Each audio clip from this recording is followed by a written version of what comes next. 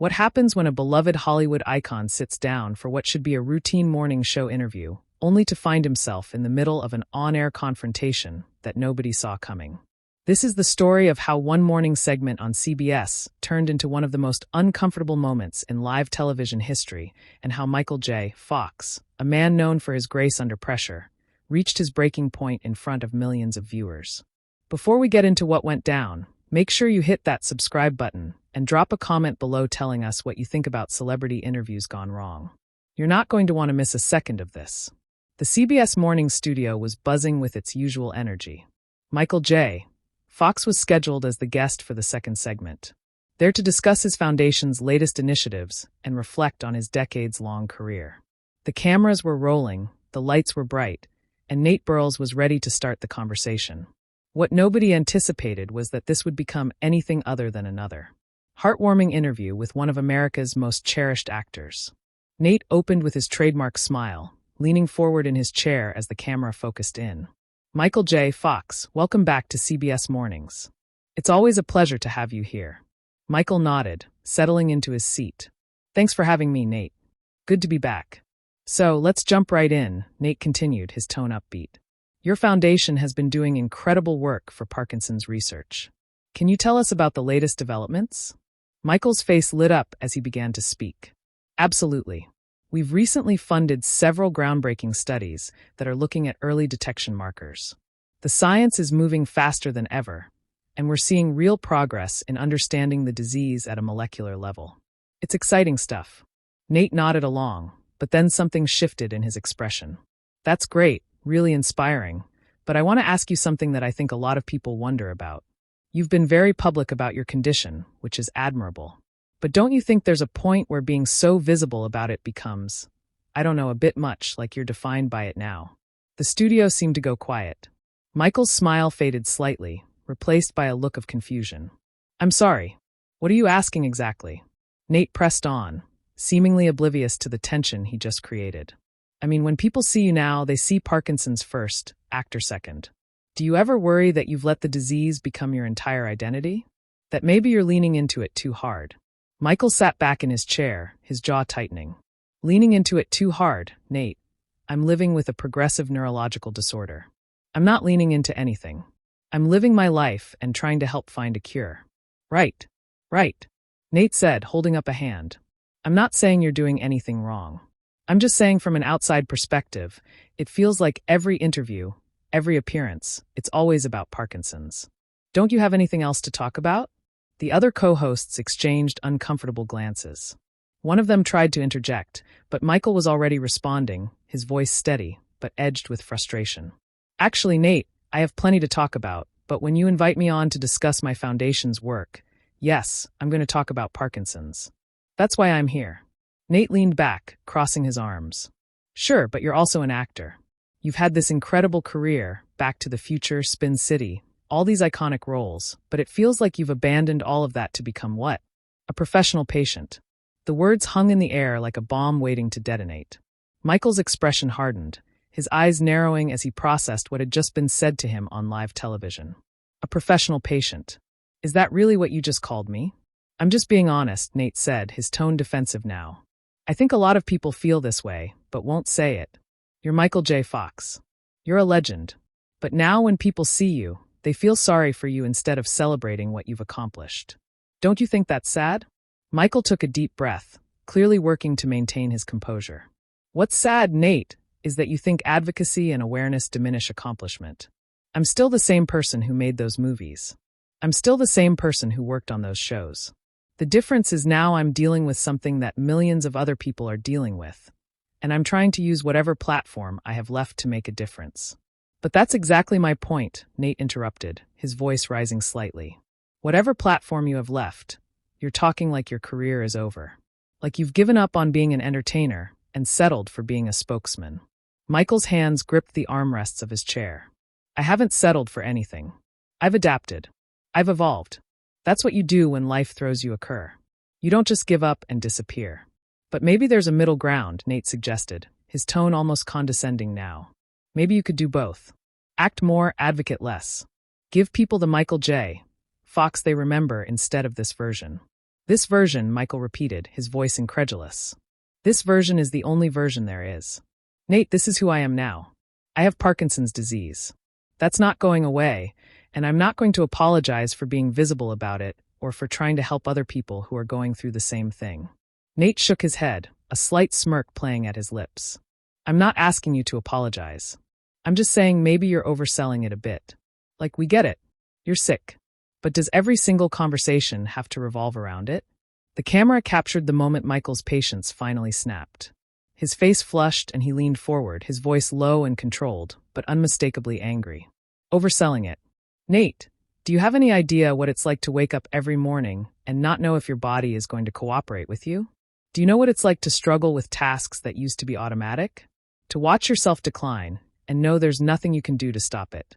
I'm sure it's difficult, Nate began. But Michael cut him off. You're sure? You're sure it's difficult.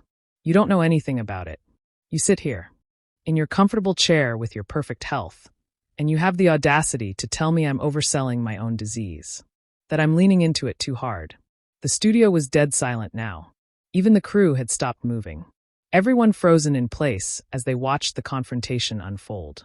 Nate's co-hosts looked mortified, unsure whether to intervene or let it play out. Nate tried to recover, his voice taking on a more conciliatory tone. Michael, I think you're misunderstanding what I'm trying to say. No, I understand perfectly. Michael shot back. You invited me here to talk about my foundation, and now you're criticizing me for talking about the very thing the foundation exists to fight. You're questioning my choices, my identity, my entire approach to dealing with this disease, and you're doing it on national television. I'm just trying to have an honest conversation, Nate protested. Isn't that what journalism is about? Asking the tough questions. Michael laughed, but there was no humor in it. Tough questions. Nate, there's a difference between tough questions and insulting questions. Asking me about the science, about the challenges, about the future of research. Those are tough questions. Telling me I'm defined by my disease and suggesting I should just shut up about it. That's not journalism. That's cruelty. Nate's face reamed at the accusation. He shifted in his seat, clearly not expecting Michael to push back this hard. Cruelty? That's a strong word, Michael. I'm just trying to give voice to what some viewers might be thinking. Then maybe those viewers need to think a little harder, Michael replied, his voice sharp.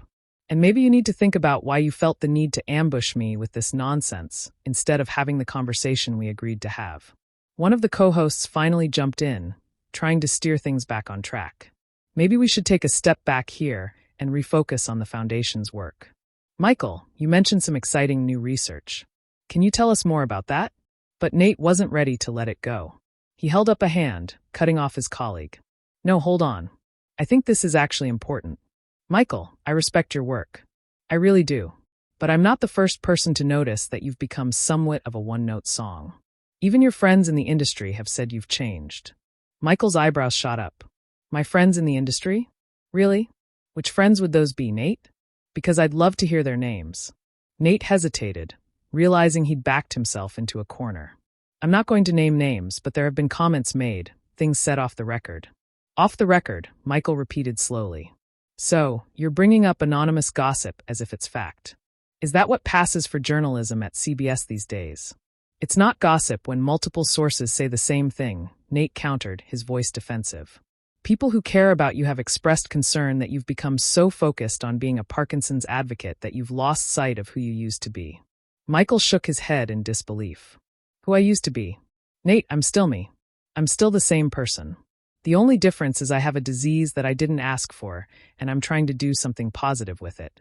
If that makes me one-dimensional in your eyes, then I honestly don't know what to tell you. But don't you miss it?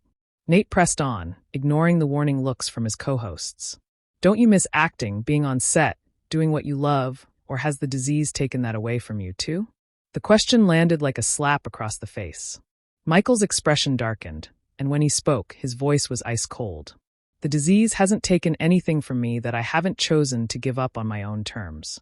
I've made choices about how to spend my time and energy, and I've chosen to focus on research and advocacy because that's where I can make the biggest impact. But don't sit there and pretend like you're concerned about what I miss. You're not.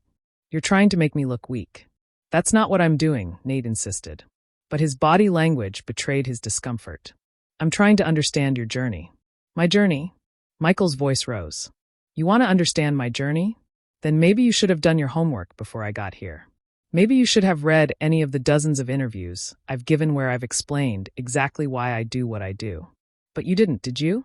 You came in here with some narrative already written in your head about the sad, sick actor who can't let go of his glory days. Now you're putting words in my mouth, Nate shot back, his own frustration bubbling to the surface. I never said any of that. You didn't have to say it explicitly, Michael replied. It's been dripping from every question you've asked since we started this conversation. You think I don't see what you're doing? You think I haven't dealt with people like you before? People who look at me and only see the disease. Who can't separate Michael J. Fox, the person, from Michael J. Fox, the patient. Nate leaned forward, his voice taking on an edge. And whose fault is that? Michael, you're the one who made Parkinson's your whole brand. You wrote books about it. You do speaking tours. You're constantly in the media talking about it. You've made it impossible for people to see you as anything else. The accusation hung in the air between them, and for a moment, Michael seemed genuinely speechless. When he finally found his voice again, it trembled with barely contained rage. My brand. You think this is about branding, Nate? I started a foundation that has raised over $1 billion for research. I've helped advance the science more in the last 2 decades than happened in the 50 years before that. I've given hope to millions of people who are fighting this disease every single day, and you're reducing that to a brand. I'm not reducing it, Nate said, though his conviction was clearly wavering. I'm just saying that you've become synonymous with Parkinson's. And maybe that wasn't inevitable. Maybe that was a choice you made. Of course, it was a choice I made. Michael snapped. It was the right choice. It was the only choice that made sense. What was I supposed to do? Hide? Pretend it wasn't happening? Disappear? From public view and let the disease win. You could have maintained some balance, Nate suggested. You could have kept acting, kept doing the things that made you famous, and just occasionally spoke about Parkinson's instead of making it your full-time job. Michael laughed bitterly. You really don't get it, do you? This isn't a part-time commitment, Nate. This isn't something I can just do occasionally when the mood strikes. This disease is with me every second of every day. It doesn't take breaks. It doesn't care about balance. And the work we're doing to fight it, to find better treatments, to eventually find a cure. That doesn't happen if people like me sit on the sidelines and stay quiet. But at what cost? Nate pushed. At what cost to your own life, your own happiness, your own identity? My identity is intact, Michael said firmly. My happiness comes from knowing I'm making a difference. And the cost? The cost is dealing with people like you who think they have the right to question my choices when you haven't walked a single step in my shoes. Another co-host tried again to intervene. Gentlemen, I think we're getting a bit off track here. Michael, why don't we talk about some of the specific research projects your foundation is currently funding? I think our viewers would really be interested to hear about the science. But Nate was like a dog with a bone, unable or unwilling to let the topic drop. I'm not trying to question your choices in a negative way, Michael. I'm trying to understand them because from where I'm sitting, it looks like you've sacrificed a lot for this cause. Sacrifice? Michael repeated, shaking his head. You keep using that word like it's a bad thing. Yes, I've sacrificed. I've sacrificed privacy. I've sacrificed comfort. I've sacrificed the easy path. But I've gained something far more valuable. I've gained purpose. I've gained the knowledge that my life means something beyond the movies I made or the awards I won. But those movies meant something too. Nate argued. Back to the future-inspired generations. Spin City made people laugh. You were beloved as an entertainer. And now when people see you, they don't think about Marty MC. They think about tremors and medication and decline. Don't you think that's tragic? The word tragic seemed to be the final straw. Michael stood up abruptly, his microphone pack pulling at his shirt. Tragic. You want to know what's tragic, Nate? What's tragic is that you think entertainment is more valuable than trying to cure a disease that affects 10 million people worldwide. What's tragic is that you're so caught up in nostalgia for who I used to be that you can't see the value in who I am now. What's tragic is that you invited me here under false pretenses and then spent the entire interview trying to make me feel bad about the most important work of my life. The studio was in chaos now. Producers were talking frantically into their headsets. The co-hosts were trying to figure out how to salvage the segment, and Nate was staring at Michael with a mixture of shock and indignation. False pretenses. Nate stood as well, his voice rising to match Michael's. I invited you here to have a real conversation. I'm sorry if that conversation made you uncomfortable, but someone needs to ask these questions. No, someone doesn't. Michael shot back. These aren't questions, Nate. They're attacks disguised as questions. And the fact that you can't see the difference is deeply troubling. I'm a journalist, Nate said, drawing himself up. It's my job to challenge my guests, to push them, to get past the rehearsed answers and find something real. Challenge me about the science, Michael fired back. Challenge me about the foundation strategy. Challenge me about the progress we're making or not making. But don't you dare challenge my decision to be visible about my disease. Don't you dare suggest that I should be ashamed of who I am or apologetic about the work I do. Nate's jaw clenched, and he pointed a finger at Michael. I never said you should be ashamed. Don't twist my words. I'm not twisting anything, Michael replied, his voice steady despite his obvious anger. I'm repeating back to you exactly what you've been implying since this interview started. You've questioned my focus, my identity, my choices, and my impact. You've suggested I'm overselling my disease, that I've become one-dimensional, that I've let Parkinson's define me. Those aren't neutral observations, Nate. Those are judgments. They're observations that other people have made, Nate insisted. I'm not making this up out of thin air. Then those other people are wrong, Michael said flatly. And so are you for giving their opinions a platform without bothering to understand the reality of what I'm dealing with or what I'm trying to accomplish. One of the co-hosts stood up, physically placing herself between the two men. Okay, I think we need to take a breath here. This has clearly gotten heated, and maybe we should just move on to something else. But Michael shook his head, his eyes never leaving Nate's face. No, I don't think we should move on. I think Nate needs to explain what he hoped to accomplish with this interview, because if his goal was to have a meaningful conversation about Parkinson's research, he's failed spectacularly. If his goal was to make me look bad, congratulations. He's made himself look worse. And if his goal was to get ratings by creating controversy, well, mission accomplished. My goal, Nate said through gritted teeth, was to have an honest conversation, to go beyond the talking points and get to something real. Real. Michael's voice dripped with sarcasm. You want real? Here's real, Nate. I wake up every morning, and I don't know what my body is going to do. Some days are good. Some days I can barely get dressed. Every single day is a battle, and I fight it with everything I have. And when I come on shows like this, I do it because I believe that visibility matters. I believe that showing people you can live with this disease, that you can still have purpose and meaning and joy, that matters. But apparently to you, that makes me one-dimensional. That makes me a professional patient.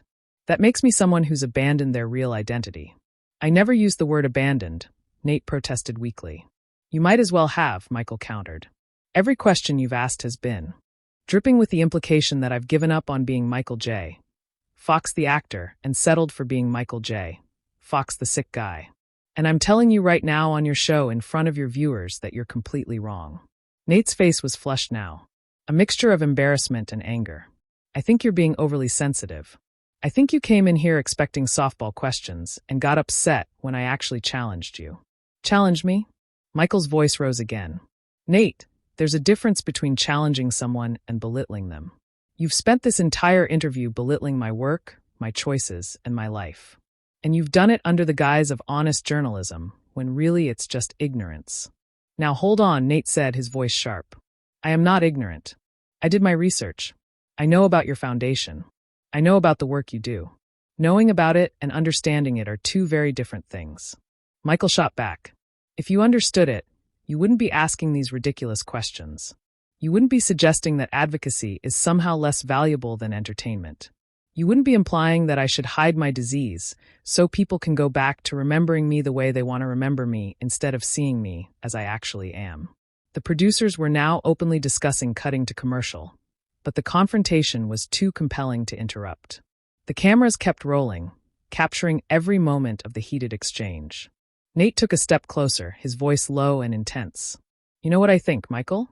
I think you're angry because I'm saying things that you've thought yourself. I think part of you does wonder if you made the right choice. I think part of you does miss being just an actor instead of being a spokesman. Michael's eyes narrowed dangerously. You don't know anything about what I think or feel. You're projecting your own limitations onto me. You can't imagine choosing purpose over fame, so you assume that I must secretly regret my choice. But I don't. Not for a second. Everyone has doubts, Nate pressed. Everyone wonders what if. You're telling me you never lie awake at night and think about what your career could have been if you didn't have Parkinson's.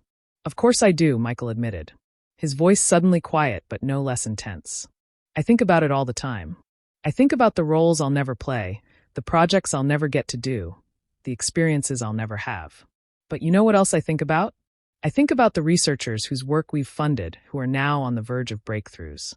I think about the patients who've told me that seeing me live openly with this disease gave them the courage to keep fighting. I think about the fact that when I'm gone, I'll have left behind something that matters more than any movie I ever made. But those movies mattered, Nate insisted. They brought joy to millions of people, and this work is bringing hope to millions of people, Michael countered. Why is that less valuable? Why do you keep suggesting that entertainment is somehow more important than trying to cure a disease? I'm not saying it's more important, Nate argued. I'm saying it's part of who you are, and I think you've lost that part. Michael laughed, a harsh, bitter sound. I haven't lost anything, Nate. I've evolved. I've grown. I've adapted to circumstances that I didn't choose, but that I've had to face. And if you can't see that, if you can't understand that, then this conversation is pointless. Maybe it is pointless, Nate agreed, his own frustration evident. Because clearly you're not interested in any perspective that doesn't validate your choices. I don't need validation from you, Michael said coldly. I don't need validation from anyone. I know the value of what I'm doing. The millions of people affected by Parkinson's know the value of what I'm doing. The only person who seems confused about it is you. The other co-hosts had given up trying to intervene, recognizing that the interview had gone completely off the rails. One of them was frantically signaling to the control room, trying to figure out how to end the segment. Nate stood his ground, refusing to back down. I'm not confused. I'm asking legitimate questions about a public figure who has made very public choices. That's my job. Your job is to inform viewers, not to insult guests, Michael replied. Your job is to facilitate conversation, not to attack people who are trying to make a difference in the world. And right now, you're failing at your job. I think the viewers can decide that for themselves, Nate said stiffly. I'm sure they will, Michael agreed. He reached down and began unhooking his microphone, his movements sharp and angry. And while they're deciding, I'll be leaving because I didn't come here to be ambushed. I didn't come here to defend my life choices to someone who clearly has no interest in understanding them. And I certainly didn't come here to be told that my work fighting a devastating disease is somehow less important than making movies. Michael, wait. One of the co-hosts tried, but he shook his head. No, I'm done. This interview is over. He dropped the microphone on his chair and looked directly at Nate. You know, I've been doing interviews for over 40 years. I've been asked tough questions before. I've been challenged. I've been confronted. I've even been ambushed a few times. But this was just mean-spirited. And I expected better from CBS. Nate's face was a mask of barely controlled emotion. If you can't handle being asked difficult questions, maybe you shouldn't be doing interviews. I can handle difficult questions just fine, Michael replied, his voice like ice.